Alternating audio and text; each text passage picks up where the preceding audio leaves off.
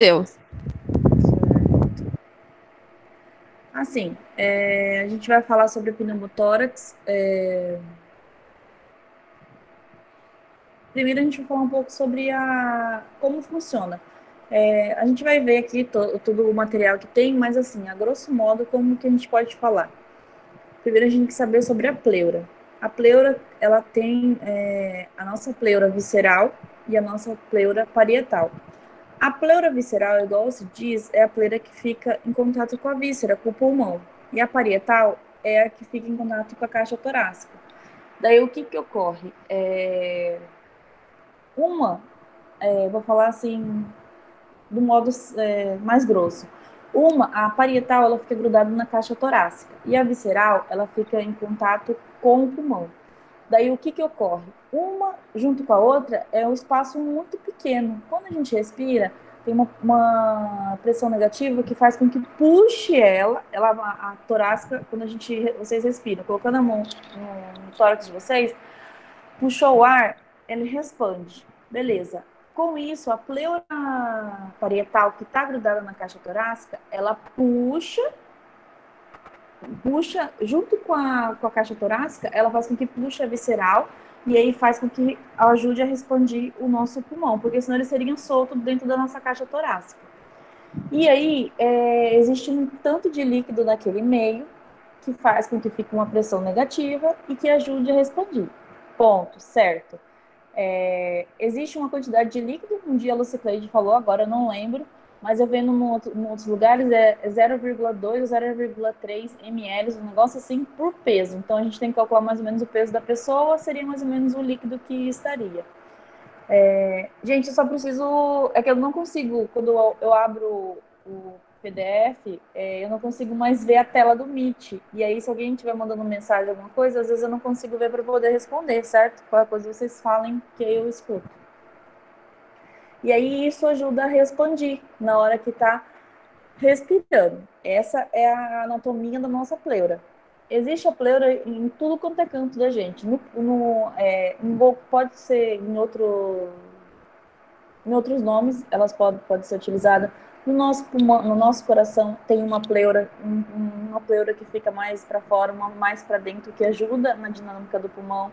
Na parte do abdômen, na parte do peritônio, existe inúmeros cantos que é uma forma da nossa víscera, ela ter um movimento, ajudar um movimento para poder fazer a dinâmica dela certa. No caso do pulmão, elas estão ali justamente para ajudar o pulmão a se expandir junto com a caixa torácica. Peraí. E aí, no caso ali do nosso slide, o espaço pleural é a interposição da câmara gasosa entre os dois folhetos pleurais, igual eu expliquei. Pleura parietal, que está mais próxima do pulmão, que ela fica grudada do pulmão, e a pleura parietal, que fica grudada na caixa torácica. Lembrando que entre elas existe uma pressão negativa. A pressão que a gente pode pensar que existe entre elas e a dinâmica que elas fazem é como se quem pisou já na areia com um chinelo molhado, com uma havaiana, quando você pisa na areia e digamos assim, na beira da praia, que a gente foi na praia, ou no rio que tem a areia, quando você pisa com o chinelo havaiano e você puxa, você não sente aquela pressão segurando o chinelo, em vez de você sair com o chinelo, você sai com a correia, mas não sai com a sola do chinelo, né? E é mais ou menos numa lógica assim, aquela pressão que está ali. Gente, eu só preciso saber, vocês estão conseguindo me escutar ou está tendo alguma dificuldade? Eu estou te ouvindo, Débora. Tá. Qualquer dúvida, qualquer coisa, vocês podem me interromper ou mandar no chat que eu abri aqui no celular agora que eu consigo ver. No caso, os dois folhetos eles são mantidos intimamente em contato por vários fatores. Entre eles, há uma pequena camada de líquido seroso que atua como lubrificante da superfície pleural. No caso, igual eu falei, existe um líquido entre eles que mantém aquela pressão negativa que ajuda na expansão. Esse líquido, quando ocorre o aumento dele, por N coisas que a gente vai ver amanhã, a gente pode chamar de derrame pleural. E quando ocorre a diminuição do líquido, fazendo com que, em termos, desgrude uma pleura da outra, a gente tem o pneumotórax que a gente vai falar agora. Aqui a gente pode ver bem certinho a divisão da pleura. conseguem ver uma camadinha, uma entre a outra, uma na parte mais externa, outra na parte mais interna.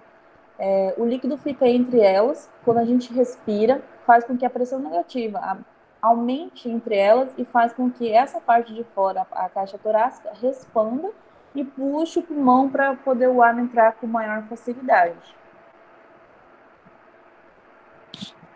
Em questão da fisiopatologia, o pneumotórax a gente vai ver em questão de N coisas que ocorrem para ocorrer um pneumotórax. No caso, existem vários fatores que influenciam, mas essa fisiopatologia é mais ou menos o que ocorre de uma forma geral.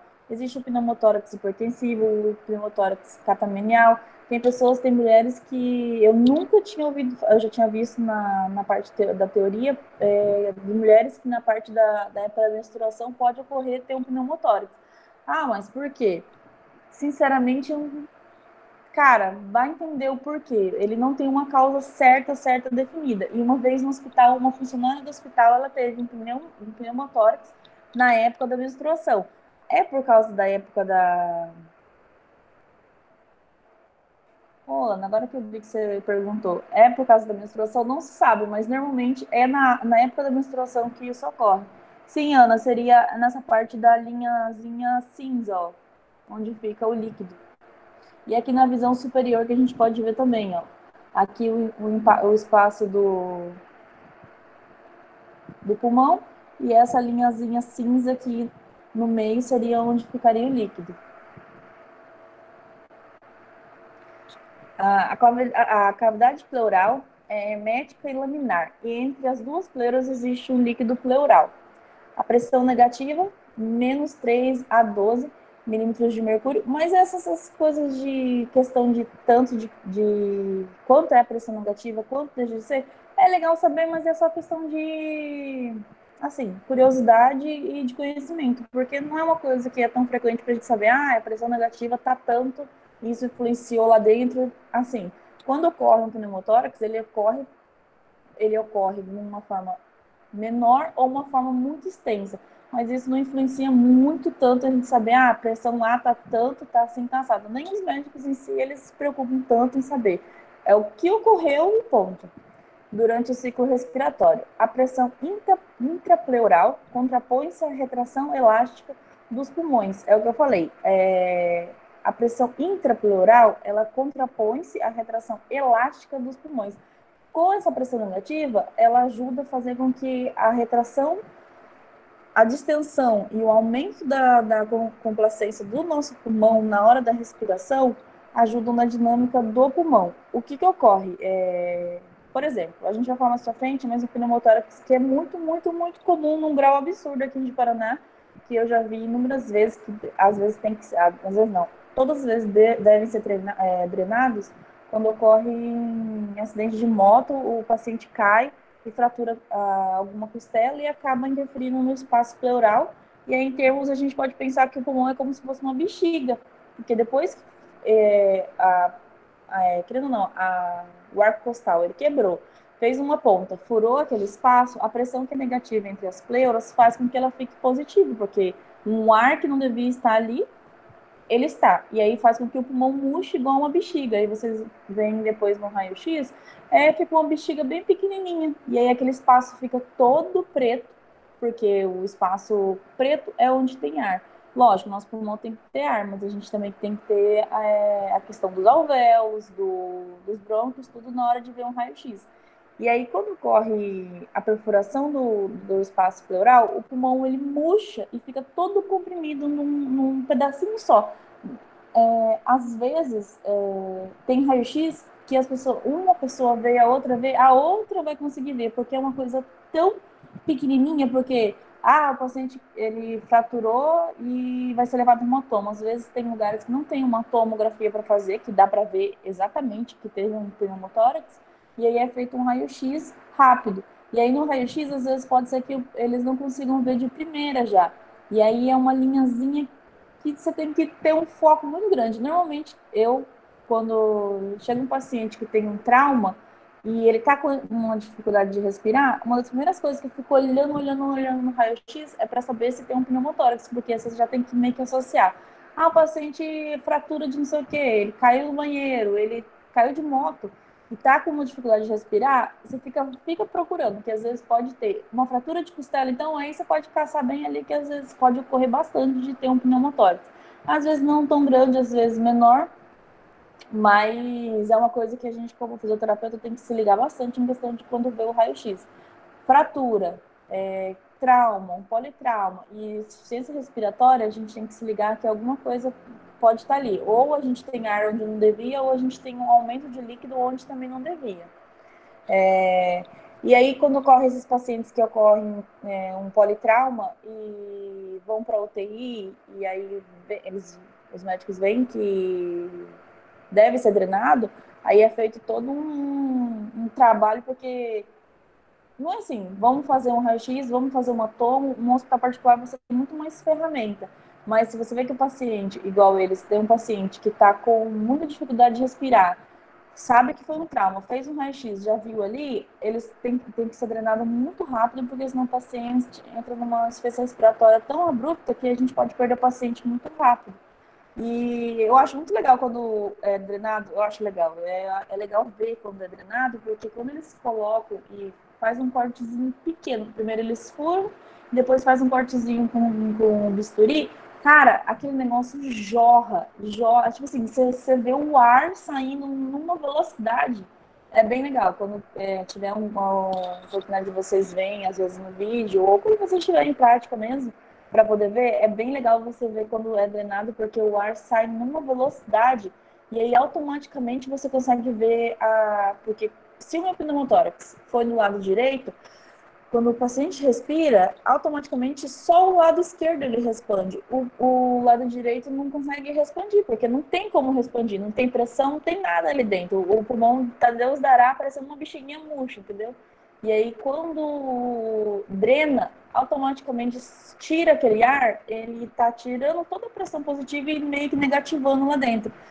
E o paciente, você vê ele, automaticamente a caixa torácica dele, o padrão respiratório dele, tudo volta a melhorar na hora. E aí depois que coloca um dreno fixo ali, aí ajuda muito melhor e a gente consegue responder. Aí o fisioterapeuta trabalha com a expansão, com um monte de coisinhas ali que ajudam.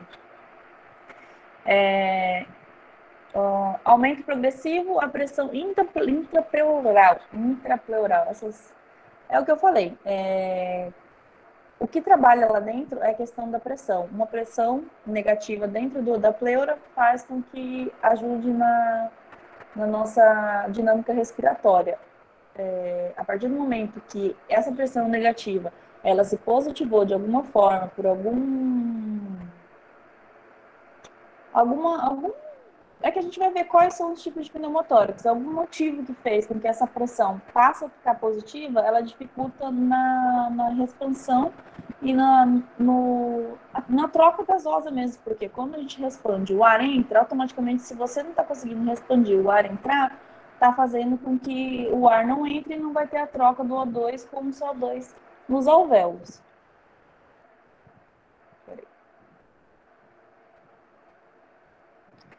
O pneumotórax hipertensivo, o que ocorre? O mecanismo de válvula unidirecional, que só permite a passagem do ar para a pleura, e que, portanto, necessita de atendimento de urgência. O que ocorre? Esse pneumotórax hipertensivo normalmente ocorre muito em politrauma. Por quê? Quando ocorre, às vezes, de ter alguma pancada, alguma coisa, ou até mesmo que eu já vi, a pessoa levou uma facada na região do tórax. E aí nisso, eu sempre imaginava assim antes, nossa, mas uma facada na hora que entrou, sim, ela pode chegar a danificar o pulmão, mas é uma questão tão rápida, quando ocorre um furo, uma fratura, alguma coisa, automaticamente o nosso corpo ele é tão bacana que o pulmão ele é comprimido num tamanho que às vezes ele nem lesiona, ele só, digamos assim, ele murcha, e aí a pleura, ela fica, o espaço da pleura só que fica cometido. No caso do pneumotórax hipertensivo, o que é uma válvula unidirecional? O ar ele só consegue entrar, não consegue sair. Você imagina só, vocês pegar na região do tórax, quando no caso desse paciente, uma facada. Quando entra uma faca naquela região, imagina a nossa pele, o osso, ele entrou para dentro junto com a faca. Só que daí, gente, eu vou falar grosso modo, aquele pedaço de músculos, ossos, eles estão voltados para.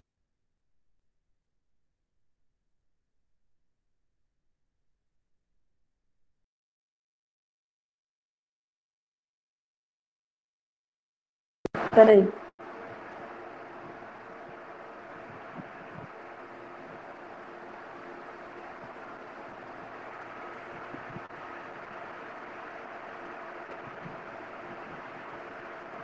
Consegue me escutar ainda?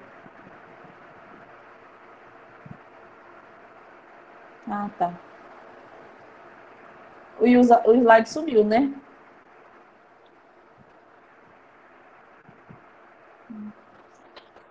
Ah, tá.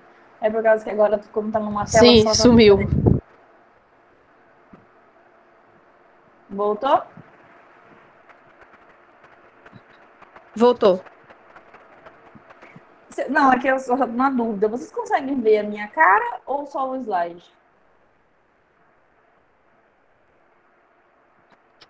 Tem vezes que é as duas coisas. Só o Quer slide? dizer, as três coisas. Nossa, e eu tô igual. Ouvir Não, você. e hoje eu tô igual besta fazendo mímica aqui, mostrando como que entra as coisas. Nossa.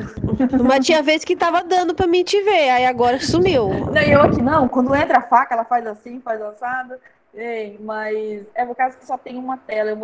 É que eu tenho uma outra tela do computador à parte, eu gosto de dividir, aí fica mais fácil para ver. Não, mas tudo bem. Vamos ver. Hoje vamos ser desse jeito. Não, isso porque deixa eu diminuir a tela aqui para mostrar para vocês. Um quadro da minha filha, ele está aqui para, se eu fosse fazer derrame pleural, eu ia colocar para a gente desenhar, para eu desenhar e ficar mais fácil para a gente fazer caso clínico, essas coisas. Aí ficaria muito mais fácil. Eu fui lá, catei dela e deixei aqui caso eu fosse fazer alguma coisa, né?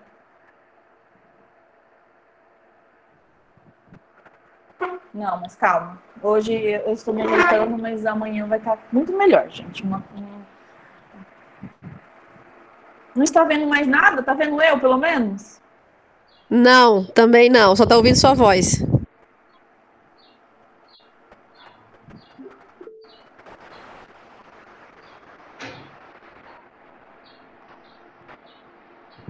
Ai, Jesus, tá tenso o negócio, hein? Agora veio?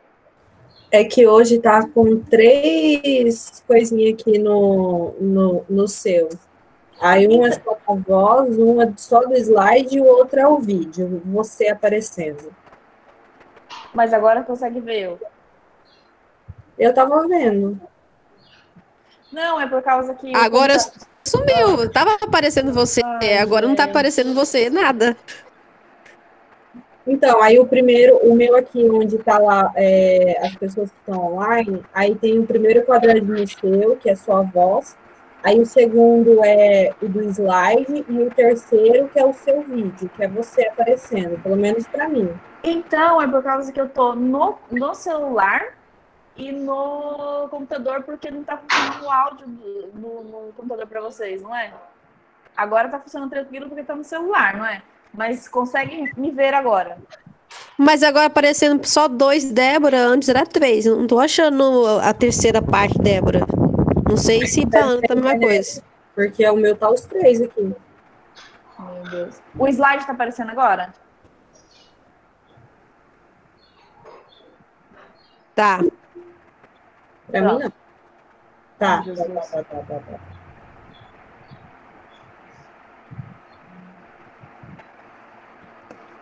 E agora? Agora tá aparecendo o slide, né? Tá sim. Sim. Ótimo. Então, não precisam ver minha cara, o importante é ver o slide. Mas é que a dinâmica do negócio tinha até quadro, gente. Eu ia desenhar no quadro. Como é que desenha no quadro se não tá aparecendo nem minha cara? Aí o negócio desanda, né? Não, mas tá, a gente vai organizar para amanhã ficar muito mais fácil. Então, o pneumotórax hipertensivo é uma válvula unidirecional. Quando ocorre uma fratura por algum motivo, o ar consegue só entrar, não consegue sair. Igual eu falei, uma facada, uma pessoa que caiu em cima de alguma coisa e perfurou, imagina tudo aquela... tá reto, a questão da musculatura, da pele, do osso, ele entra para dentro. Pode ser uma fratura, um espaço pequenininho que for. No que ele entra para dentro, quando a pessoa respira, ali vai entrar o ar. Ela, de qualquer forma, ali vai entrar um ar, porque existe uma dinâmica ainda do outro lado do pulmão, ele está fazendo tentar expandir e está puxando o outro lado. E ali entrando o ar vai só entrar num buraco que não tem que entrar. Onde você viu o ar entrar pelo tórax? E no hipertensivo, o ar entra. Só que quando sai, por onde que ele vai sair? Ele não tem como sair. Por isso que o atendimento dele tem que ser de muita urgência. Ele é um dos, assim, todas essas patologias, a questão do pneumotórax, eles são graves. Mas o hipertensivo é grave num grau absurdo, que ele deve ser drenado com urgência, porque vai chegar uma hora que não vai caber mais ar lá dentro. Pensa só, porque além desse espaço, que o pulmão está comprimido, o ar que a pessoa está tentando respirar no pulmão, que ainda está bom, que ainda está íntegro, o ar vai entrar para aquele pulmão que está íntegro. E além do pulmão que está íntegro, está respirando, ele está expandindo. No que ele está expandindo, automaticamente a nossa caixa torácica mexendo, aquela perfuração, aquele buraquinho que está do outro lado, está fazendo com que o ar entre por ali onde não deveria entrar. E aí esse ar vai chegar uma hora que ele vai ficar tão cheio ao lado que foi acometido, que ele vai comprimir o pulmão que ainda está bom. Então, quer dizer, a pessoa ela vai entrar numa insuficiência respiratória tão grande, que nem o lado que está bom consegue compensar o outro, que é tipo assim, às vezes a pessoa que está com pneumotórax, ela consegue se manter com o outro que ainda está bom e está mantendo aquilo ali para ter a troca, para a pessoa ter uma dinâmica, aguentar até o atendimento. Porém, no caso do hipertensivo, ele deve ser atendido urgentemente, porque o ar vai entrar ali e vai atrapalhar a dinâmica do que ainda está bom. Consequências hemodinâmicas. Essas são as 4 coisas que a gente deve sempre ver em questão do pneumotórax. O desvio do mediastino a gente vê no raio-x. Por que a gente vê no raio-x? Eu digo assim, o raio-x porque é um exame muito fácil da gente ter na mão. Quando você vê o centro do raio-x, a gente tem um raio, um pulmão direito e um pulmão esquerdo. Quando você vê o meio dele desviado para um lado ou para o outro e tem na clínica do paciente uma fratura, um trauma, a gente pode puxar isso que pode ocorrer que tem um pneumotórax. A compressão venosa, o que ela faz? Ela diminui a questão do... Gente, peraí, tá tocando aqui de novo. Tá falhando para vocês ou tá tranquilo? Tá dando para escutar, né? Tá, tranquilo. Tá. A gente tem o desvio do mediastino, a compressão venosa, a queda do débito cardíaco e a hipotensão arterial. É o que a gente vê, são as 4 superconsequências do pneumotórax, que é a primeira coisa que é avaliada quando o paciente tem uma fratura, um politrauma, que chegou na emergência, que está numa UTI e tem que acender aquela luz de que pode ser um pneumotórax por causa disso. Gente, já teve vezes que o paciente chegou com pneumotórax no pronto-socorro, foi feito raio-x, não viram a questão do pneumotórax e foi feito lá na UTI que estava com pneumotórax. Assim, eu sei que o pronto-socorro é um negócio muito corrido, ainda mais hoje em dia com as histórias que a gente está vivendo, eu digo, é um lugar que é muito rápido, as coisas devem ser feitas, tem que ser as primeiras atitudes em relação ao paciente devem ser tomadas ali, mas às vezes tem coisa que realmente passa em branco. E aí o paciente numa insuficiência respiratória muito grande, com dificuldade, e aí o cara estava com politrauma. Acho que foi num acidente que teve no anel viário, uns tempo atrás. O cara com politrauma, fratura de fêmur, fratura de úmero, todo fraturado. E insuficiência respiratória. Aí fizeram o raio e acreditaram que, tipo assim, tá com insuficiência respiratória por N coisas, menos o pneumotórax. E aí, difícil. Aí, mais vai pra UTI por causa daquele bando de fraturas, foi pra UTI lá no raio, subiu, a gente viu que tava com pneumotórax, foi drenado, o cara super estabilizou. E aí, assim, já tava tudo pronto para fazer, tipo, alguma cirurgia correndo, poderia ter sido fratura de fêmur, pode ter uma TVT, um risco de uma trombose ali, um êmbolo, um trombo pode ter andado e uma embolia pulmonar, assim, pensaram em inúmeras coisas e uma coisa que era tão lógica é um pneumotórax, né, num politrauma. Então, assim, vocês que querem seguir na parte de UTI ou em pronto-socorro, tem que ver, sempre associem isso, gente. Fratura, politrauma e insuficiência respiratória, sempre associem que pode ser, sempre dá acender uma luz que pneumotórax é uma coisa que está bem presente ali em questão. E assim, dos três que tem ali, desvio do mediastino, compressão venosa, queda do débito cardíaco e hipotensão arterial, o desvio do mediastino é uma das coisas que mais acendem, porque assim, quando ocorre do paciente, chama o físico, o paciente está com insuficiência respiratória. É uma das coisas que eles fazem. Você chegou lá, ó, o raio está ali. Você olhou para o raio, viu que tem um desvio do mediastino. E aí você viu que um dos lados pode ter uma hipotransparência, ou seja, está todo pretão, e o outro lado você ainda vê a trama vascular do pulmão, você pode dar uma acendida ali, que você pode não ter visto a questão do pneumotórax. Você pode não ver a linha que está dividindo. Porém, pode se ligar que pode ser isso, entendeu? Não falando assim, nossa, mas como que você conseguiu? Não. Já teve casos de 3 ou 4 vezes não ver e eu, puro físico, ficar ali mocosado no raio-x, porque depois que é feito, olha lá o raio, ver como é que tá. Se tem muita excreção, não tem, não sei. Já teve umas 3, 4 vezes que, sabe, você olhando, aí você vê aquela linha assim, nossa, é verdade. Aí chama um cirurgião, vai lá e drena. Então, assim, é muito gratificante você ser reconhecido, de você ter ajudado um paciente. Não diga assim, ai, nossa, o físico descobriu. Não, você ajudou o paciente a respirar melhor por questão de conhecimento mesmo. Isso foi o caso do meu professor, quando eu fiz pneumo, que falava isso. Acenda uma luz, politrauma, fratura e insuficiência respiratória, acenda a luz que um pneumotórax, alguma coisa ali, em questão das pleuras, pode ocorrer. A classificação contra espontâneo, no caso de espontâneo, ele pode ser primário e secundário. Ocorre em pacientes que estão super tranquilos, sem doença pulmonar. Secundário está associado à doença pulmonar pré-existente. A questão dos traumáticos é decorrente das feridas. O espontâneo, desculpa, voltando, o espontâneo, ele é primário e ocorre em paciente que está super tranquilo, sem nada. E do nada ocorre um pneumotórax, é muito raro, porém pode ocorrer. Deixa eu ver se eu consigo abrir uma outra tela aqui para vocês. É quando ocorre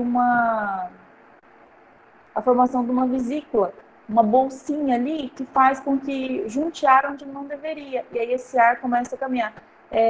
O rompimento do alvéolo, não exatamente do alvéolo, escapa o ar de alguma forma, por isso que ele não tem uma causa certa, a pessoa está super tranquila, escapa o ar do alvéolo e faz com que esse ar, ele caminha ali pelas pleuras e faz com que forme uma acho que é blebs que falava, uma bolinha, uma vesícula de ar que faz com que pode ocorrer um pneumotórax. Deixa eu ver. Abriu essa tela para vocês?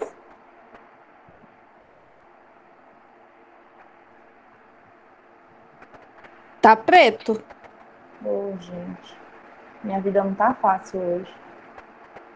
Peraí. Não é fácil a sua, não, Débora, tá de todo. Tá fácil, não. Hoje eu não tô nesse paranoia da tecnologia, cara. Tá difícil, peraí.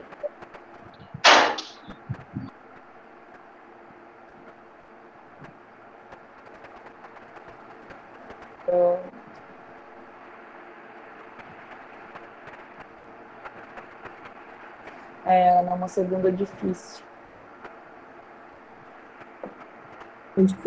Dificílimo. Difícil. 3 horas lá fritando no sol. Ave Maria. Abriu agora?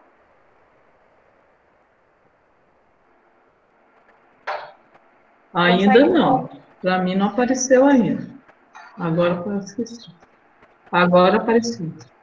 Apareceu a imagem para vocês? Agora apareceu. Sim. Então, o pneumotórax espontâneo primário, normalmente ocorre isso. Esse, no caso, é um pulmão de uma pessoa que está fumando faz um tempo ali, né? Já está na vida ali fumando.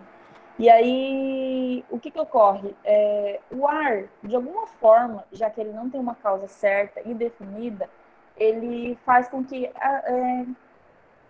tanto qualquer parte do nosso corpo tem essas peles de proteção, e tanto a pleura que está ali perto. O ar escapando do alvéolo, ela pode ficar no espaço intersticial e migrando para algumas partes do pulmão, fazendo com que forme essas vesículas.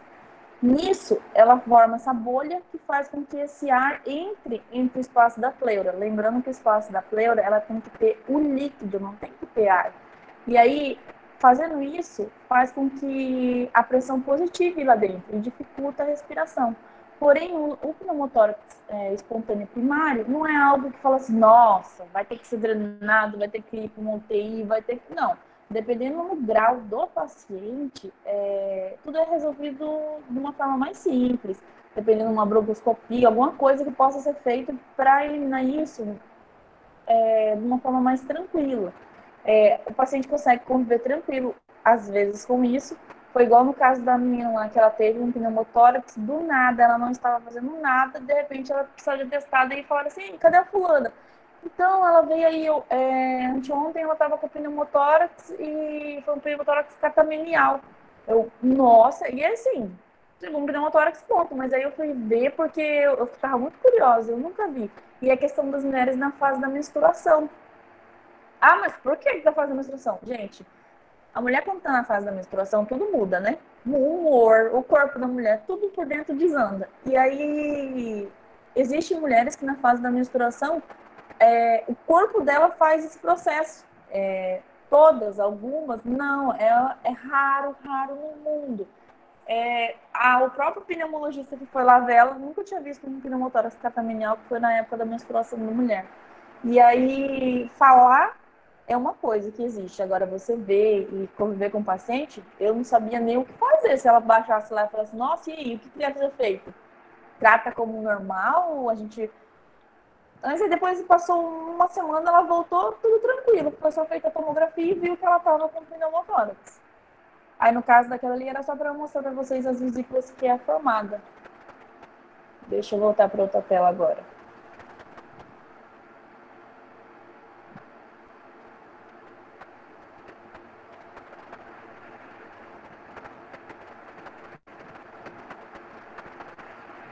Pessoas, dúvidas? Ô, Débora, uma dúvida. Nesse caso que você relatou agora, a paciente, ela entra naquele quadro de febre,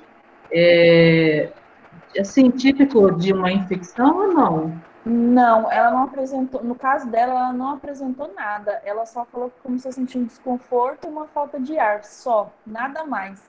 E aí, esse desconforto, uma falta de ar, por que uma falta de ar do nada? Se fosse hoje em dia, já ia correr com coronavírus, né? Mas numa época que não estava. Ela estava normal, de um dia para o outro, uma falta de ar sem graça, assim. Ela falou assim: nossa, estou ficando meio cansada. E uma pessoa que tem, assim, ela tem um porte atlético, não é uma pessoa obesa, não é nem nada, e aí uma falta de ar, e como trabalha no hospital, já foi fazer uma tomografia, e ali viram que tinha um pneumotórax, do nada. E aí foi fazer a clínica dela, eu comecei a menstruar faz 2 dias, e aí assim, assado, e aí foram ver que era, assim, caminharam para isso, o pneumo deu uma olhadinha, mas assim, o tratamento dela em si, eu vou falar para vocês, eu não sei a questão da parte medicamentosa, o que foi que ela tomou. A parte respiratória, o dia que ela atendi ela, eu tentei fazer responsão com ela, para ajudar na troca, para diminuir aquele cansaço e tal. Mas, cara, uma semana depois a mulher tava normal. Eu falei, e aí, dor, alguma coisa assim? Não, só falta de ar no período. Fora isso, tranquilo. É uma coisa que eu acho muito interessante, né? E só ocorre em mulher, gente. Não ocorre em homem. E aí, assim, a questão do catarinal pelo fato de ser menstrual, na época da menstruação. E aí, assim, é bem legal ao mesmo tempo, assim, igual o Luciano falou, é bem interessante, porque como o corpo da gente é cheio das coisas, né? A mulher, na época da menstruação, ocorreu um negócio desse, lógico. A mulher é a época que a questão do útero tá se limpando, a questão, assim, mas influenciar lá em cima no pulmão se muda até o humor da gente que tá aqui no cérebro, imagina um pulmão no meio do caminho, né? Então, os traumáticos, que é decorrente das feridas ou contusões torácicas, traumático é o número 1 de todos esses aí. Você pode colocar que o traumático é 98% dos pneumotórax que vocês vão ver na vida. Iatrogênicos é causado pelo emprego de métodos. Esse aqui é tudo para falar que é quando ocorre alguma coisa assim, tá ajudando o paciente e acaba ocorrendo um pneumotórax.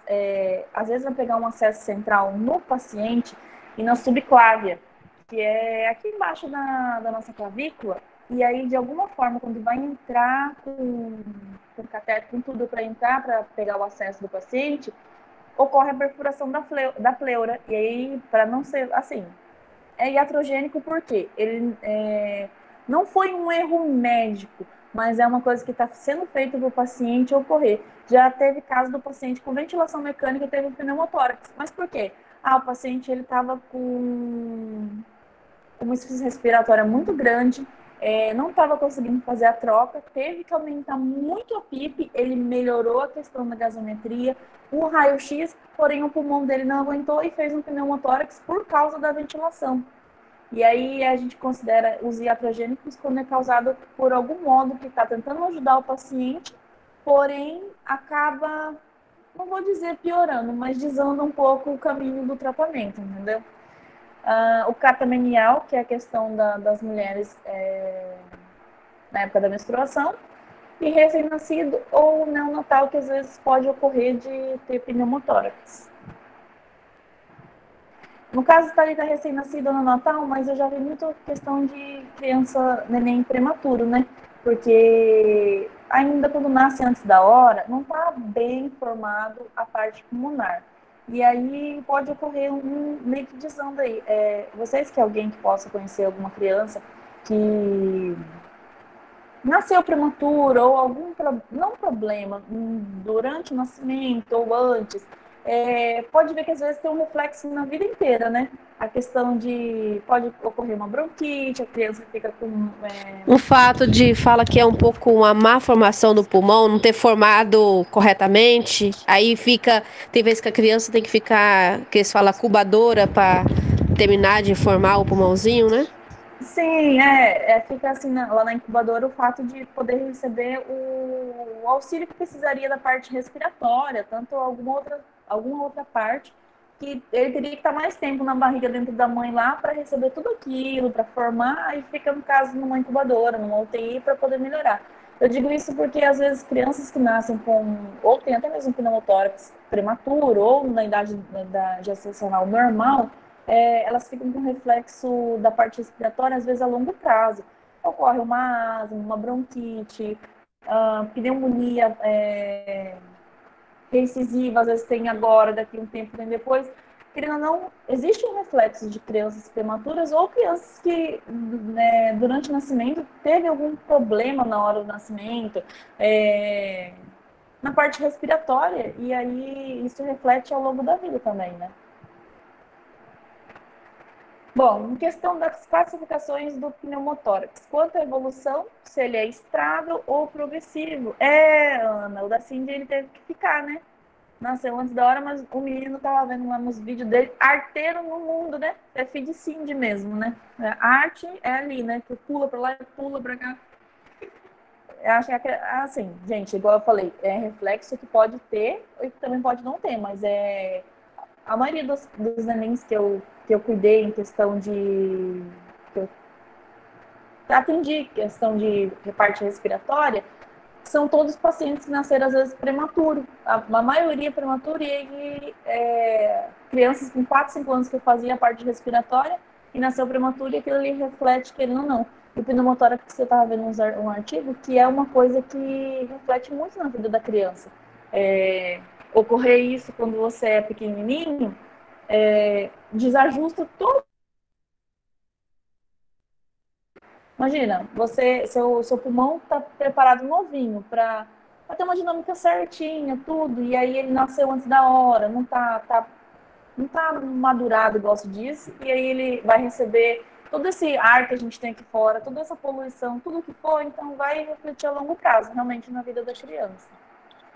Tá. Quanto à classificação do pneumotórax contra a evolução, se ele é estável, tranquilo ou progressivo, o negócio desanda. Quanto ao volume, se ele é parcial, só um pedaço do pulmão ou total. Quanto à pressão intrapleural, normotens ou pneumotórax hipertensivo, que é o que o ar só entra e não sai, ali o negócio é desandado, por isso que ele está grifado. O hipertensivo é muito, muito tenso. Até a questão de, algumas vezes que eu vi esse hipertensivo, é muito tenso, tem que ser uma coisa muito rápida, porque o paciente ele começa a ficar cianótico. Eu digo assim, quem sabe, cianótico roxo no mundo, e aí ele deve ser drenado quanto antes, por causa que o paciente ele vai realmente parar ali pela compressão de tudo, vai comprimindo tudo dele pelo ar que está entrando e não está conseguindo sair, por um lugar que não tem que entrar e também por onde ele não tem que sair. Quanto à presença de aderências, livre ou septado, quanto à associação com derrame pleural, que pode ter o acúmulo do líquido transudato, exudato, hemotórax ou quilotórax, o líquido transudato. O exudato, que é um líquido muito mais inflamatório, hemotórax, que é questão de sangue, e quilotórax, é questão de pus. Se ele pode ser unilateral ou bilateral, quanto à comunicação com o meio ambiente, se ele é aberto ou é fechado. A questão diz que é aberto ou fechado é quando ocorre um politrauma, se ele está mais, assim, o espaço que no caso do hipertensivo, quando é um espaço menor, o ar consegue entrar e sair. Quando é um espaço maior, a questão do meio ambiente, se ele é mais aberto, é menos pior do que o hipertensivo, porque no caso o ar não consegue, o ar entra e sai com uma dinâmica maior do que o hipertensivo. Pneumotórax espontâneo primário, mais em homens, 90% dos casos. Adultos jovens, unilateral, mais frequente à direita. O bilateral se manifesta em 2% do caso, alternado em 4% a 10%. Depois que passa o ano, faz uma pesquisa, a questão de pneumotórax, no caso ali, espontâneo primário. Mas eu digo pneumotórax por trauma, quanto que era? A cada 10 pacientes que iam para a UTI por causa do pneumotórax por trauma, 8 eram homens. Então, imagina, homem, novamente, aquela, incitando o povo a falar, não, mas politrauma, homem é um bicho muito desajuizado, né? Como pode? Ou caiu de moto, ou já teve gente que estava em árvore, trator, alguma coisa assim, normalmente o homem que está na arte. Esse aqui é uma questão de pneumotórax em questão de fumante. A atividade física, ela parece não ter relação com o aparecimento de pneumotórax, embora um quarto das atividades violentas pode ter relação. Isso aqui é uma vez que a gente estava vendo a questão de atividade física mais brusca, igual luta, essas coisas, deve ser tomado um cuidado maior, porque a gente já viu questão de pacientes que chegaram lá com uma dificuldade de respirar, e aí você teve algum trauma? Você caiu? Não. Você trabalha aqui? Não, trabalha no escritório. Aí você vai puxando na clínica do paciente. Não, mas e aí? Aqui no caso está falando sobre questão de fumar. A pessoa se fuma? Não, também não fuma. Mas e aí? Você pratica algum esporte? Ah, não, eu faço jiu-jitsu. Ou eu faço... Não estou falando que é errado praticar a luta. Mas é questão de... Tem que puxar toda a história do paciente para ver o que era. E às vezes no dia anterior ele praticou e recebeu uma pancada e não sabe o porquê que está sentindo essa falta de ar, né? Origem do pneumotórax primário. Rompimento de coleções aéreas insufladas subpleurais para a cavidade da pleura, através do mecanismo valvular. É o que eu falei, aquelas bolhas subpleurais, as blebs, diâmetro de 1 a 2 centímetros, estão localizadas na periferia do pulmão, quase sempre nos ápices, logo abaixo da pleura visceral. Quando ocorre naquele espaço da periferia do pulmão, vamos imaginar assim, aquela foto que eu mostrei, questão das pelezinhas que estão ali naquela região. De alguma forma, o ar que devia estar no alvéolo ocorre um rompimento e faz com que esse ar ele escape para aquela região periférica. O ar ele entra por essa periferia do pulmão, causando um mecanismo que, igual como se fosse hipertensivo, o ar consegue entrar e aí ele não sai, e aí ele faz com que formem essas bolinhas que fazem com que aumentem, às vezes, o tamanho dela e faz com que essa bolha de ar entre no espaço pleural. E o que deveria ter no espaço pleural é líquido e não essas bolinhas, que faz com que o ar entrando lá, ele não positive totalmente a pressão que tem que ter entre elas, mas ele faz com que essa pressão que é muito negativa, que é o normal, ela diminua um pouco mais e dificulte um pouco a expansão em questão. Não é uma coisa muito, nossa, que trágico, tem que ser drenado, não. É resolvido de alguma forma, porém não é uma coisa, meu Deus, vamos parar o mundo porque vai ter que drenar. E pessoas, às vezes, com essas bolinhas, podem gerar no normal, um pneumotórax eles têm enfisema subcutâneo. Quando a pessoa tem um pneumotórax, que vocês puderem chegar perto e ver, só de você passar a mão no tórax dela ou na região do pescoço, no peito, vocês conseguem sentir. É como se vocês pegassem um lençol, sabe aquelas bolinhas que vêm protegendo eletrodomésticos, essas coisas assim? Aí você joga um lençol por cima e passa a mão devagarzinho, vocês conseguem sentir uma ondulação e um tic-tic-tic, tipo como, não estourando, mas você consegue sentir uma coisinha meio que fazendo um barulhinho.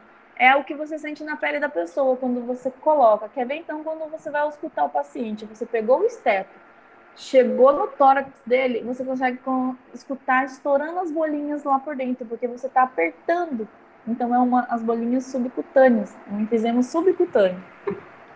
Alguém já teve a oportunidade de pegar um paciente com pneumotórax e ver a questão? Existem pessoas que têm enfisema subcutâneo sem ter um caso de pneumotórax. Não sei o porquê. Já teve uma senhorinha que ela foi para UTI com insuficiência respiratória, foi feito tomo, foi feito um monte de coisa e não sabiam que e não dava para ver que tinha pneumotórax nem nada, e ela manteve aquele enfisema subcutâneo, tratou o tempo que tinha que ficar na UTI e foi embora com o enfisema subcutâneo dela. Então era dela aquele negócio, era apegada a ela e tem pessoas que automaticamente têm esse enfisema subcutâneo por alguma insuficiência respiratória, porém é feito tratamento, é feito uma toma, é feito raio-x e não consegue ver exatamente.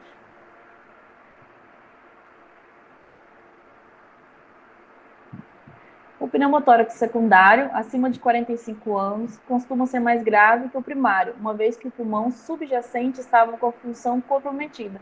De alguma forma, o pulmão já está comprometido com alguma patologia que já vem antes, alguma comorbidade, e faz com que piore quando tem um pneumotórax. DPOC, que é a galera do cigarro, é responsável por 45% dos casos. Então, quer dizer, a pessoa já às vezes tem alguma história de antes, um bronquite, uma asma, histórico de pneumonia recorrente, e fuma, aí ocorre um pneumotórax com o seu pulmão já, querendo ou não, agredido de alguma forma por alguma patologia, o negócio desanda em relação ao se fosse um pneumotórax primário.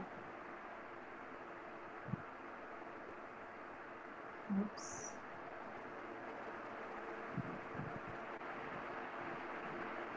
Acho que agora sumiu de novo a tela, né? Por enquanto, não, ainda tem. Não, então, agora travou aqui pra mim. Ô, gente, o negócio tá... Peraí, vou fechar e abrir novamente. Tá branco, né? Pra mim ficou branco também. Peraí.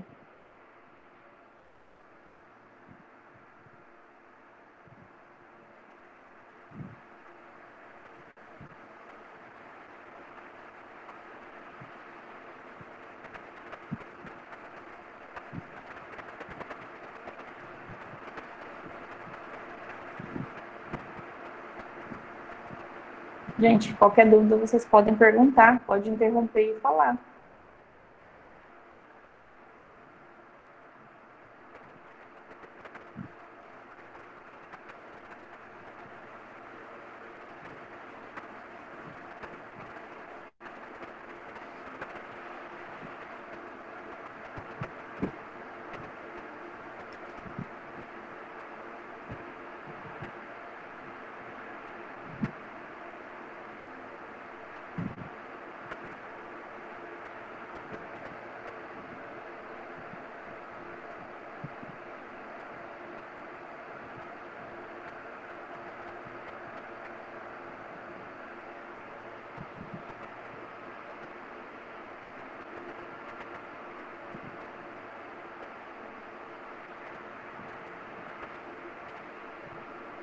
Espera aí que já estou abrindo aqui.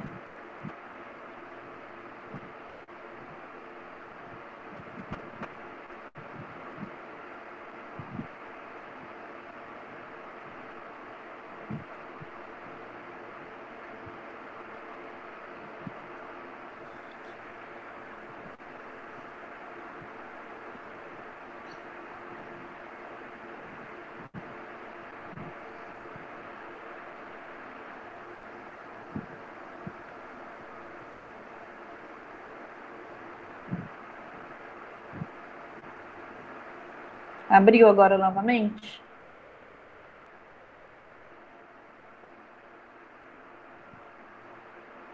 Não? Ainda não.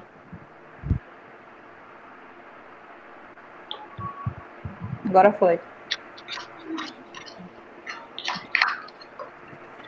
Certo, em questão do pneumotórax catamenial. Tem características marcantes de repetição no período da menstruação. Manifestações 24 horas antes ou 24 horas a 48 horas após o início do ciclo menstrual. Depois dei uma pesquisada. Essa questão da parte da menstruação é bem legal. Assim, bem legal, questão de quem gosta da fisiopatologia e tal. Porque ocorreu um negócio desse na época da menstruação é curioso. Raro, muito raro, pequeno, nem sempre se repete a todos os ciclos menstruais, maior parte das vezes à direita. Ocorre principalmente nas mulheres na terceira e quarta década de vida. As meninas mocinhas de 20 e poucos anos não precisam se preocupar ainda, viu? Eu já tô na 30 e poucos anos aí, então já tô tensa com o pneumotórax nessa idade. Pneumotórax em recém-nascido ou neonatal, associada à broncoaspiração de mecônio. O líquido, quando o nenenzinho nasce, ele pode ter broncoaspirado mecônio, muco ou sangue. Manobras de aspiração das vias aéreas e reanimação. Quando a criança nasce, de alguma forma, ela, às vezes, a gente escuta grosso modo, tomou água do parto, ou a gente, como fiz, broncoaspirou aquele líquido, de alguma forma, é feita uma aspiração. Todo neném, quando nasce, eles fazem uma aspiração realmente porque naquela parte que tinha líquido, agora tem que ter ar. E aí, dependendo da forma como é feito, e aí, às vezes, a criança para, e aí deve ser feita uma reanimação, é ali que pode ocorrer o pneumotórax. A incidência é de 0,5 a 1% em recém-nascidos e 15 a 48 nos que foram submetidos à assistência ventilatória. Muito maior em pessoas que precisam desse apoio.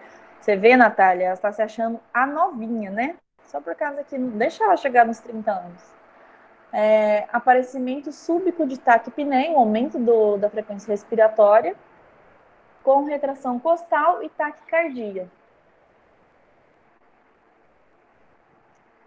A questão do pneumotórax espontâneo primário, a clínica dele, pode ser homolateral, complicações raras, mesmo nas formas graves, instalação súbita acompanhada de dor, dispneia e crise de tosse em repouso ou atividade, dor tipo pleurite, manifesta subitamente e está presente em 90 a 98% dos casos, quase sempre referida no hemitórax comprometido. Dor tipo pleurite, o paciente ele sente uma dor na questão do... quando ele vai respirar, uma pleurite na formação da pleura, mas quando ele vai respirar, ele sente uma dor ao tentar expandir o pulmão. Quando ele respira e puxa o ar, ele tenta expandir o pulmão, porém não consegue. E aí ele sente aquele incômodo e a gente pode falar que seria esse tipo de dor. O que não pode ser feito? O paciente ele está com pneumotórax. E aí todo paciente com pneumotórax ele recebe um oxigênio auxiliar. Pode ser um catéter nasal, pode ser uma máscara de Venturi. O que não pode ser feito é você colocar numa máscara de Venturi 100%, atochar oxigênio dentro do homem e assim, se ele está se mantendo bem, confortável, em certa quantidade, às vezes um catéter nasal está tranquilo, ou uma máscara de Venturi de porcentagem menor, mantém aquilo ali. Não é de primeira já colocar um super oxigênio auxiliar nele e não ter aquela necessidade, entendeu? A gente tem que ver também como que está a questão do paciente, se ele está se mantendo bem. Saturação está lá 90, 92, 93, mantém aquilo ali até estabilizar, até ser drenado o pneumotórax dele, né? A dor, ela pode irradiar para o ombro, isso é super normal, região escapular e no dorso, região epigástrica, que é rebaixamento do diafragma. Literalmente, o paciente ele sente muita dor no lado que está acometido, na parte do ombro e nas costas, não consegue expandir. Teve uma paciente que ela estava, e aí, no momento um pouco, estava organizando para ser drenada, e aí ela falava para mim, eu quero sentar. Aí, na própria cama, ela sentava, ela não colocava o dorso, as costas dela no colchão, e aí a cama estava bem elevada para ela sentar. Agora eu quero deitar. E a pessoa fica tão incomodada que, assim, a gente como profissional da saúde tem que entender a questão, né? Ela fala assim, filha, eu quero minha filha, eu quero sentar. Aí eu ajudava ela a sentar na cama. Eu quero deitar. Acho que isso foi umas 15 vezes, cara, por causa que ela se sentia incomodada, ela sentia uma dor e ela não conseguia explicar. Então, assim, só dando aquela atenção para ela para poder melhorar aquele caso, porque ela estava tão agoniada e é realmente uma coisa muito assim. O paciente fica em estado de desconforto respiratório, com uma gemência, e aí fica bem assim, coitadinho para vocês. A gente tem que ter muita paciência em relação a como que é feito. E ela fala, eu quero sentar. Aí sentava, eu quero deitar. Foi umas 20 vezes isso. Mas aí, no caso, essa paciente foi drenar, deu uma complicação, ela parou e veio a óbito. Mas assim, o que a gente pode fazer enquanto o paciente está ali pode ser uma coisa pequena, questão de sentar, levantar, puxa o ar, dona menina, faz assim, faz assado. E é o que a gente pode fazer, a gente tenta fazer o melhor quando o paciente está aí, né? Aí, no caso dessa paciente, foi drenado, ela evoluiu com insuficiência respiratória, foi entubada, ela era cardiopata, o coração dela não aguentou, parou, voltou, e depois já não conseguimos trazer ela de volta. E aí, isso é questão de, cara, acho que ela caiu na casa dela, não sei se não era em Jaru, Ouro Preto, ela caiu depois do almoço, chegou no hospital, era... Jaro, acho que deve ser a mãe do amigo meu que faleceu. Uma senhora Então, de idade, né? e assim, foi questão de 3, 4, 5 horas o negócio desandou. Não lembro, às vezes não sei, pode ter sido ela, mas eu não lembro a cidade, porque às vezes eu nem me apego tanto à cidade de onde é. Mas questão de 4, 5 horas a mulher estava andando, limpando casa de manhã, de tarde, caiu, de noite a mulher já tinha falecido, né? Complicado. Pneumotórax secundário, os sintomas são mais intensos e sua instalação é lenta e progressiva. É pior porque o negócio ele é lento, porém é uma coisa mais progressiva, porém, comparado ao secundário, ele é mais tranquilo. Os sinais, uma dispneia intensa, isso em quase todos, a dispneia é uma das principais coisas. Sudorese abundante, a pessoa começa a suar, seja por dor, seja por desespero, por medo, o que for. Palidez, extremidade fria, hipotensão arterial, dor torácica intensa, essa deveria ter inúmeras setinhas para cima, porque a pessoa sente muita dor. Hipóxia. Gente, a questão da hipóxia é muito, igual eu falei, hipóxia, que é a diminuição do oxigênio, a questão é, a gente tem que saber dosar isso. A pessoa que precisa de um oxigênio auxiliar, ela necessita, a gente vai ofertar. Porém, o oxigênio muito acima do que necessita, do que precisa, ela também prejudica o paciente. Não adianta a gente colocar o paciente está mantendo uma saturação de 90 a 92, está com o pneumotórax, ele vai ser drenado. Eu falo isso porque na UTI é assim, quando descobre um pneumotórax, questão de 15 minutos já está tudo organizado para ser drenado. Então, nesses 15 minutos ou 10 minutos, até chamar o cirurgião, arruma meias, arruma dreno, liga o ventilador, arruma o ventilador, porque mesmo que ele não vai ser entubado, mas precisa de um ventilador, que já teve vezes de drenar o paciente, e o paciente, durante está sendo drenado, porque é muito rápido, coisa de 5, 10 minutos, o médico já enfiou o dreno para dentro, já voltou, o paciente já estabilizou, melhorou dor, melhorou tudo. Mas já teve vezes do paciente, na hora de drenar o paciente, em vez de melhorar, ele piora de alguma forma a tensão, a dor, o que for, e aí ele tem que ser entubado. Enquanto um está drenando, o outro médico tem que entubar e o ventilador já tem que estar tudo ali.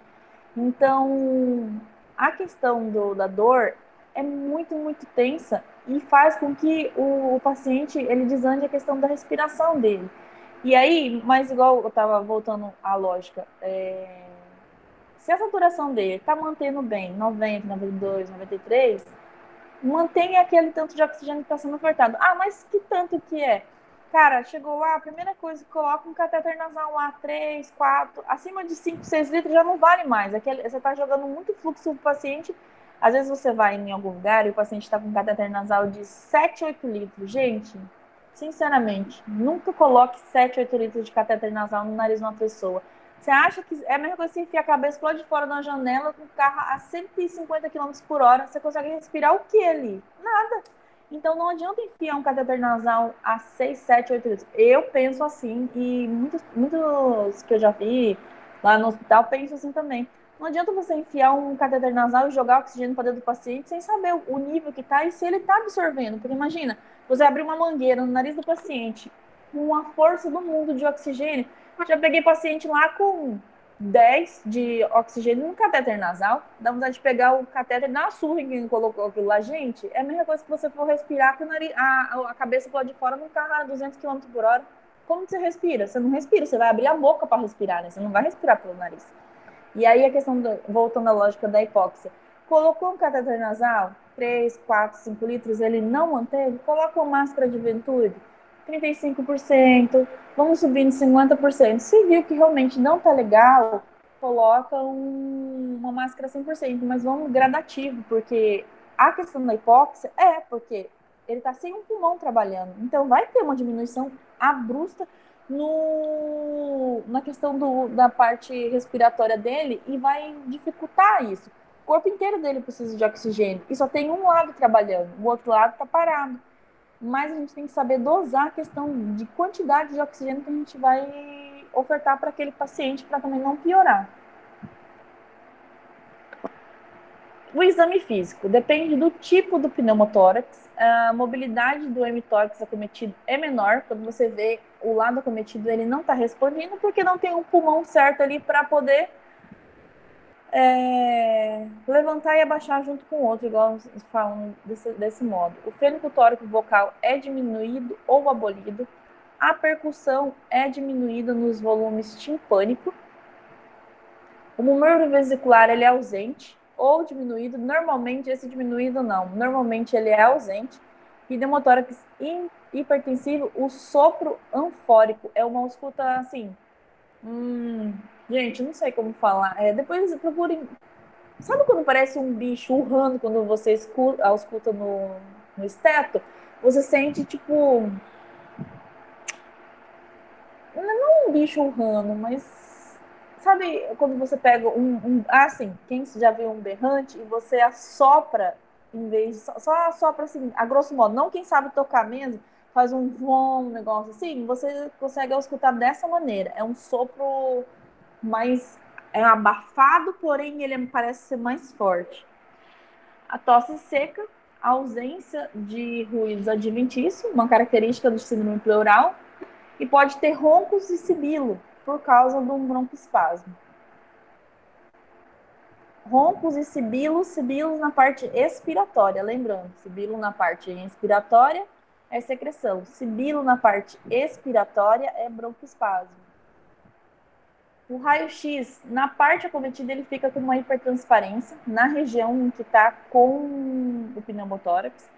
As blebes subpleurais infladas, visualizadas sobre o pulmão colapsado. Essas blebs, que são as bolinhas que eu falei, no raio-x vocês conseguem ver entre a camada da pele, do músculo, vocês conseguem ver uma parte em preto, que é a parte do ar que está naquela região. No raio-x a gente consegue ver, assim, um pouco, mas dependendo do como o raio-x foi tirado, dá para ver bem. Mas numa toma consegue ver bem legal.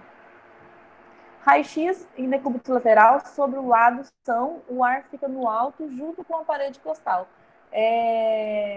O raio-x em decúbito lateral, sobre o lado são, o lado que está bom, o ar fica no alto junto com a parede costal. Então, pacientes que são tirados em Laurel, que fala essa posição de lado, no raio-x dá para ver bem legal também, fica bem marcadinho a questão da onde que fica a altura do ar e a hipertransparência no raio-x. O raio-x, comparado aos dois lados, a altura da cúpula diafragmática ocorre um rebaixamento. A cúpula, quando você vê um pulmão, é a montanha que fica na base do pulmão.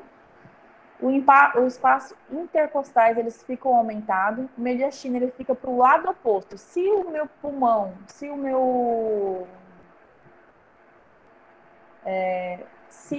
pneumotórax é do lado direito, ele fica desviado para o lado oposto. A presença de broncograma aéreo. Assim, às vezes a gente não consegue ver bem numa imagem assim. Às vezes num raio-x na mão mesmo, o raio-x que foi tirado na hora, a gente consegue ver bem.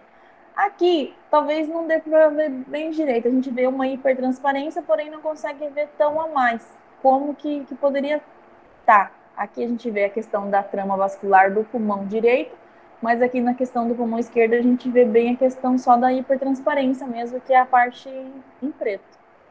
Nessa região aqui também, bem... Apesar de que... Vocês conseguem ver a setinha do meu mouse?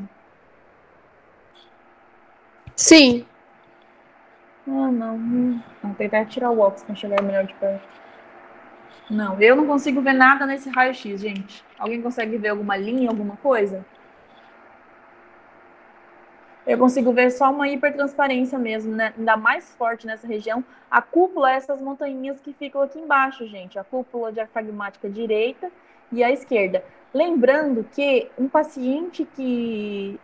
se for agora lá tirar um raio-x, é invertido a questão do lado. O paciente que está num leito, o lado direito seria esse, o lado esquerdo é esse. Então, a cúpula diafragmática esquerda, vocês podem ver que está mais rebaixada.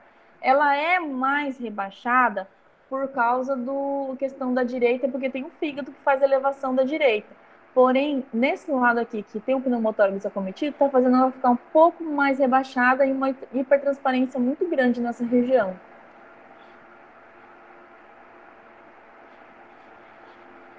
Sim, as costelas estão com um espaço aumentado nessa região, Jéssica.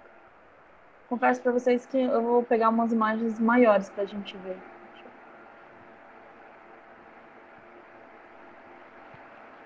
Aqui também está bem definido, assim, com os pontinhos, porém não dá para ver como se fosse realmente um raio-x, assim, certo?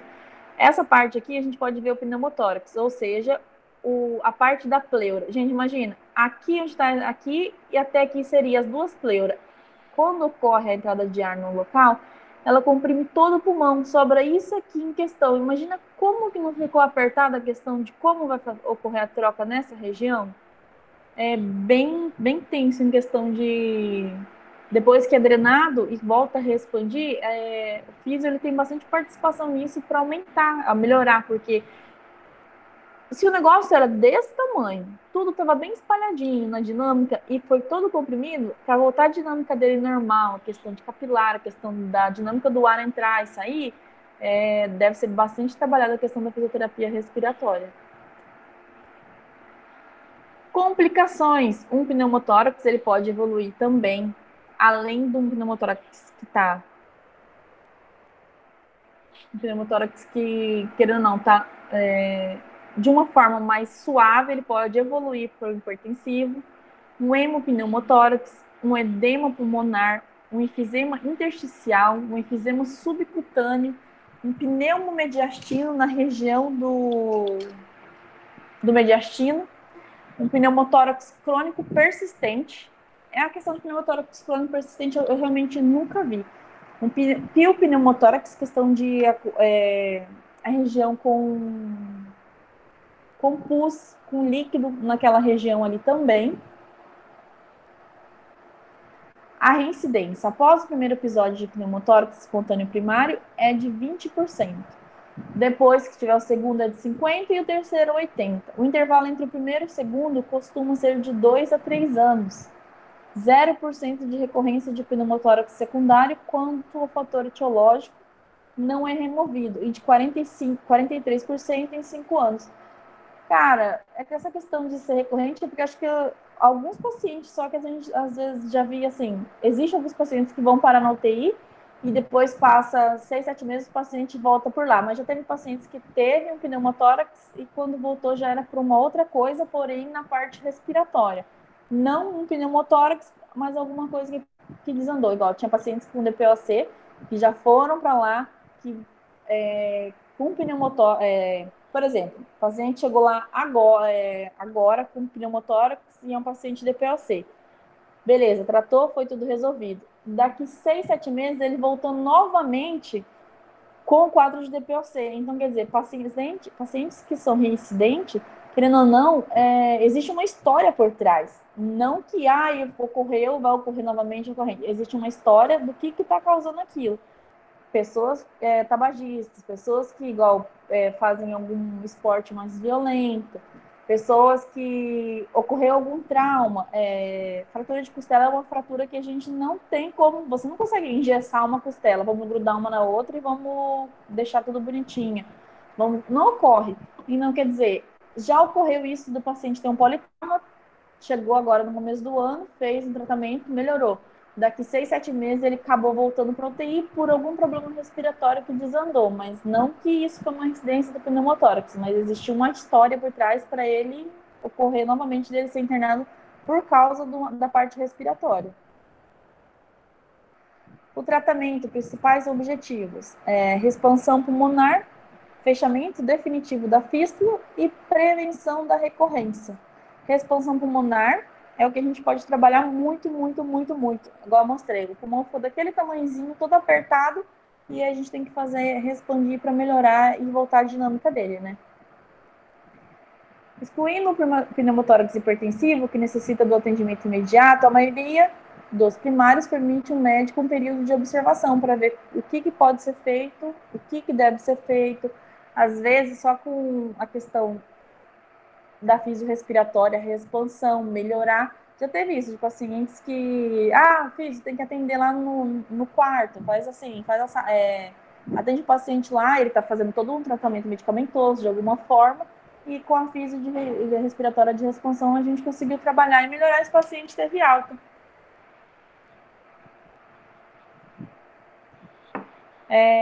Outros procedimentos, prescrição de O2 suplementar, aspiração simples com agulha, aspiração repetida através de catéter.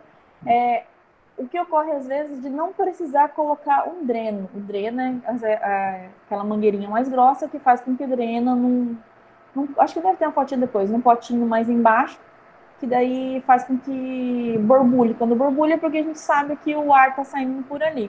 Mas já teve vezes de precisar só colocar um catéter, só de furar naquela região, já automaticamente o ar saiu do lugar que teria que ter e tudo melhorou, não precisou nem fazer uma incisão com bisturi, tudo para poder colocar ali.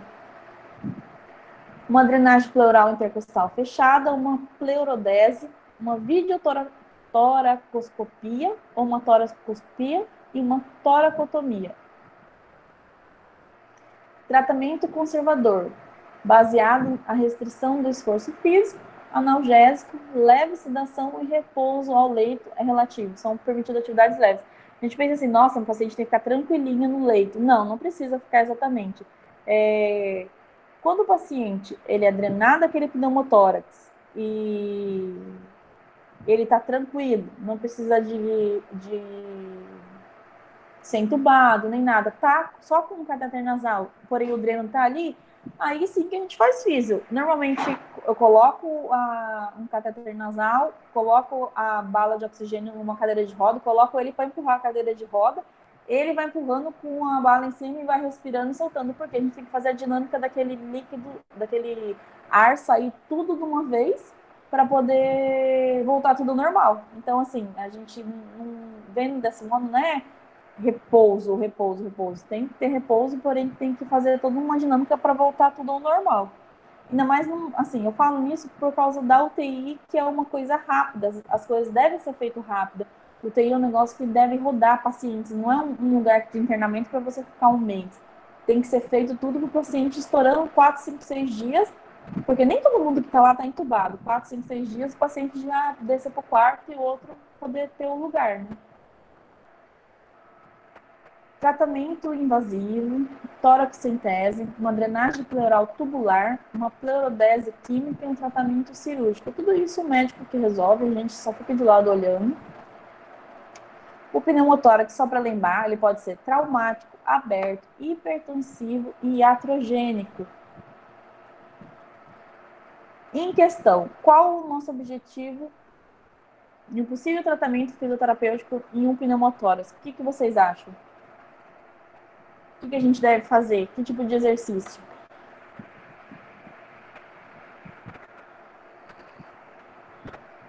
Aí, se eu falo que a pessoa que me responder agora vai ganhar meio ponto na média, vai surgir 10 falando agora, quer ver? Tá, gente? Vamos. O que pode fazer com esse paciente que está com pneumotórax? Qual que é o tratamento? O que a gente pode fazer em relação?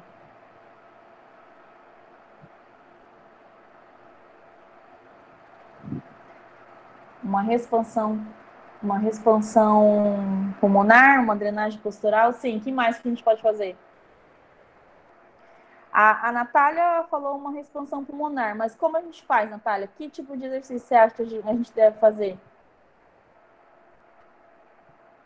Sim, Alessandra, o posicionamento ajuda bastante.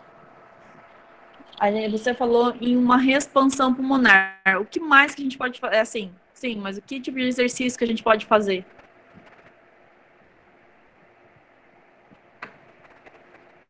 Só ficar deitado numa cama, a gente puxa o ar, segura, seu João, solta devagar. A gente tem que colocar esse paciente para andar, para exercitar. Às vezes tem pacientes que você chega, quer fazer exercício com eles, e aí ele fala assim, nossa, mas eu tô com dor, eu tô numa UTI. Nossa, inúmeras vezes eu sou desconjurada na UTI. Nossa, minha filha, você não tem dó, eu tô dentro da UTI. Não, seu João, vamos levantar, vamos fazer. Não, mas não tem como, que assim, que assado. Mas a gente tem que pensar que o paciente, a gente tem que voltar a fazer, ter uma vida normal. E aí, o que a gente faz? Colocar para deambular é uma coisa muito certa. E aí faz com que, voltando com a vida normal, vamos conseguir eliminar tudo isso. Certo, gente? Alguma dúvida?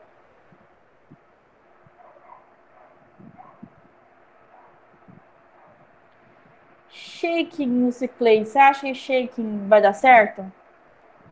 Shake a gente vai fazer esse homem tremer. E se ele tá com pneumotórax, lembrando que se a gente...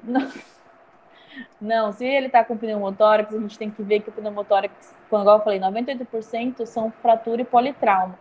Se ele tiver com uma fratura de costela, aí a gente vai meio que desandar um pouco mais. E aí o shake a gente pode estar usando mais para a gente mobilizar a secreção. Se a gente não tiver tanta secreção, não tem tanta necessidade, né? A questão é mesmo focar ali numa drenagem postural, igual você tinha falado mesmo. E expansão, cara, vamos expandir, igual eu mostrei aquele raio-x. O pulmão tá pequenininho, vamos fazer esse pulmão ficar maior. Ele tem que voltar à dinâmica dele como era antes, né?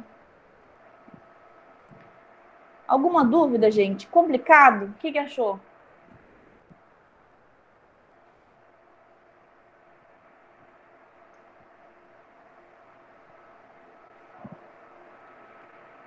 Gente, hein?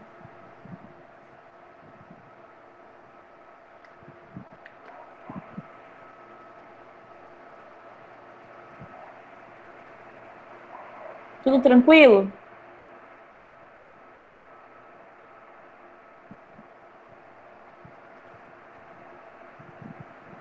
Deu para entender o que é pneumotórax? Gente, depois que passar a prova e... Acho que a minha internet está meio enrolada, por isso está demorando. Tranquilo. A minha internet também está bem chatinha hoje, Luiz Cleide. Depois que passar agora N1 que eu vou postar, o que eu quero... A internet está ruim, eu tô uma topeira na questão da parte tecnológica. Eu já estou vendo um trabalho para a gente fazer da PSDN2, bem bacana com vocês. Cada um vai ter que... Era para agora, porém não vou fazer agora, senão vai ficar muito tumultuado. Vou deixar para a PS, eu vou abrir e vou deixar para vocês postar nas próximas semanas, depois que passar a prova, tudo. Cada um vai escolher uma fisiopatologia e vai gravar um vídeo e vai postar para mim para ver vocês falando e explicando a fisiopatologia, tá? Na PSGN2, tá? Você tá doida, Débora? Não, tô doida não. Meu Deus do céu. Olha lá, ó, agora todo mundo responde no desespero. Então, não, gente, fazer um videozinho, cada um escolhe, olha, cada um vai escolher o que quiser. DPOC, asma, um videozinho aí de 2 minutinhos falando o que é, como que tá, fisiopatologia. Ô, gente, vai não, gente, é uma coisa tão simples. Não, mas vamos deixar isso para depois de passar a N1 e lembrando, quem não estava antes, a APS de N1, lembra, gente, foca agora que eu vou falar. A APS de N1, eu vou abrir agora à tarde ou à noite. Por favor, postem amanhã ou depois, até quarta-feira, por favor. Eu não vou postar uma atividade nova, eu vou postar uma atividade que eu já dei de qualquer uma das outras patologias, DPOC, asma, eu vou postar. Peguem o que vocês já fizeram e postem lá, certo? Por favor, para contar, porque até dia 7, dia 8, ela tem que cair no sistema. E aí já era para eu ter aberto antes, porém eu vou abrir essa PS super tranquila, alguma coisa que vocês já postaram. É tudo atividade que já postou, e vai ser uma atividade só. Eu vou pegar e vou postar lá. Tomara que seja uma que você tenha feito, hein, Ana? Mentira, todo mundo tá fazendo tão bonitinho. Para não ter dor de cabeça para vocês fazerem, por favor, não esqueçam. Eu vou postar e depois que eu postar até de noite, eu mando de novo para vocês, tá bom? Fora isso, alguma dúvida?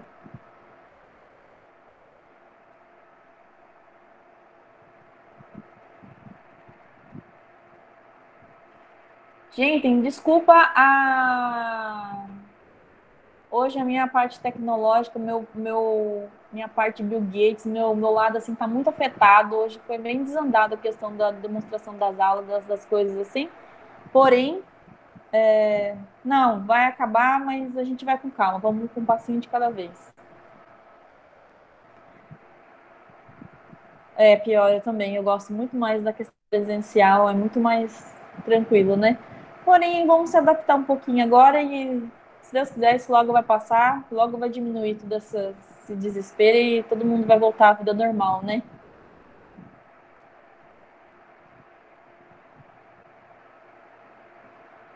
Ah, a pegadinha de N2, não, ela vai rolar, ela vai rolar. Eu preciso ver a cara. Sabe qual que é o problema?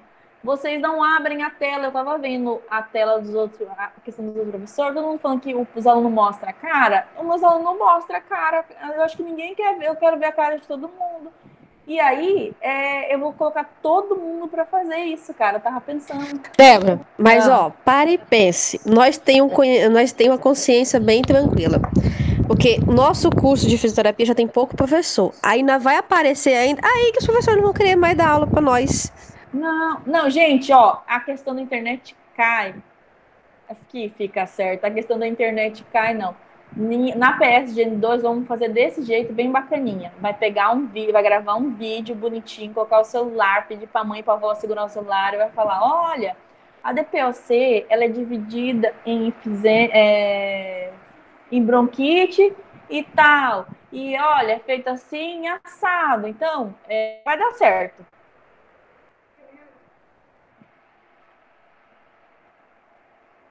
Certo? Fora isso, estão liberados, gente. Daqui a pouco eu já vou postar a de traumato. Não se esqueçam, por favor, de postar a APS amanhã, estourando amanhã depois, certo?